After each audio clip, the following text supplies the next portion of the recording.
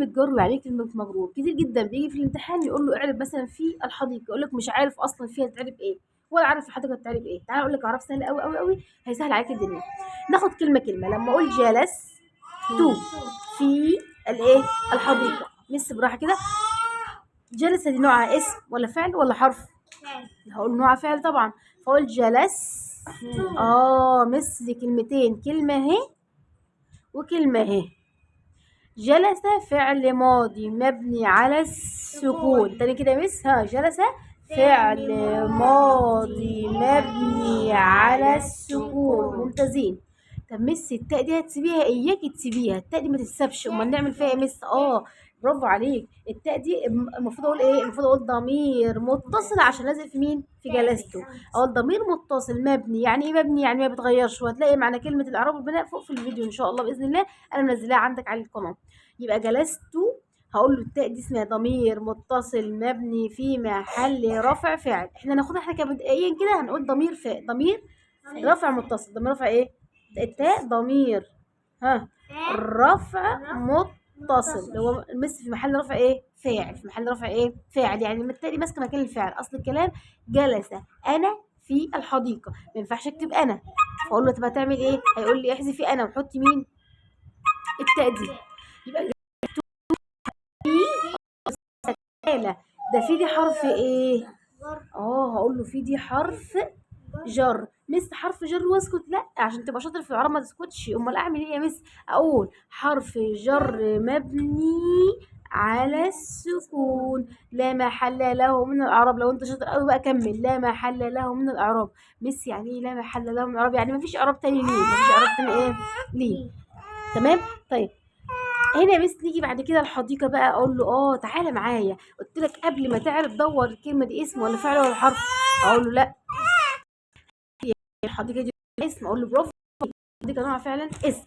يبقى الحديقة اسم واسكت؟ لا، اسم ما تسكتيش. طالما قلتي اعراب ما تسكتيش. اسم مجرور، برافو يا نادين. اسم مجرور وعلامة جره المجرور دايما مكسور. برافو عليك. علامة جره الايه؟ الكسر. دي تقريبا تالت حصة لنادين، فما شاء الله الحمد لله الدنيا لزقت معاها.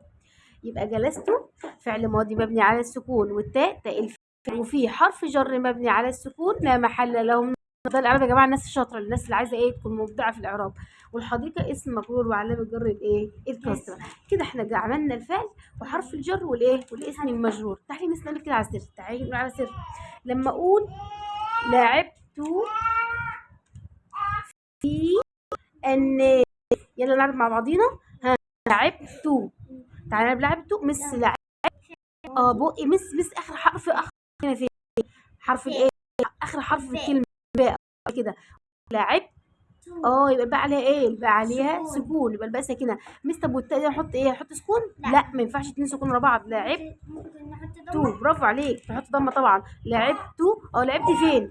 في النادي. في النادي. يبقى لعبت لعب فعل ماضي مبني على السكون، والتاء تاء الفاعل ضمير متصل مبني في محل رفع فاعل. ضمير متصل مبني في محل رفع فاعل.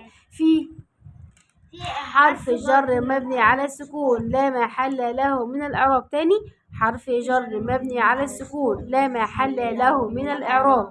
النادي اسم مجرور بفي وعلامة جره الكسرة. ما تنساش اللايك والشير والاشتراك في القناة وفعلوا زر الجرس. تاني، النادي اسم مجرور بفي وعلامة جره كسر، والمجرور دايما مكسور.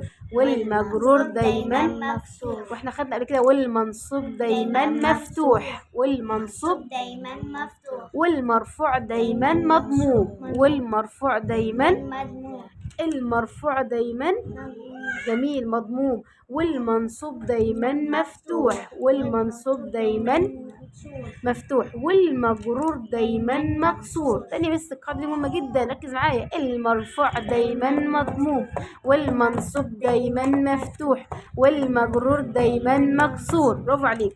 هتاخد بقى دي وعربها بقى انت مع نفسك واعملها لي في التعليقات تحت. كلمة اقول نزلت من القطار، هتعرفها لي في التعليقات تحت، وما نشوف دماغك وصلت الشرح ولا ما وصلش. استنونا ان شاء الله في فيديوهات تانية كتير جدا جدا. ما تنساش اللايك والشير والاشتراك في القناه وفعلوا زر الجرس. النحو ده مش نحو ماده معينه، النحو ده للكل. نحو ده كل تاسيس الناس اللي عايزه تاسس في النحو. نزلت من القطار، هتولي في التعليقات تحت، مستنياكم في الكومنتات تحت ان شاء الله تحلها لي. السلام عليكم ورحمه الله وبركاته.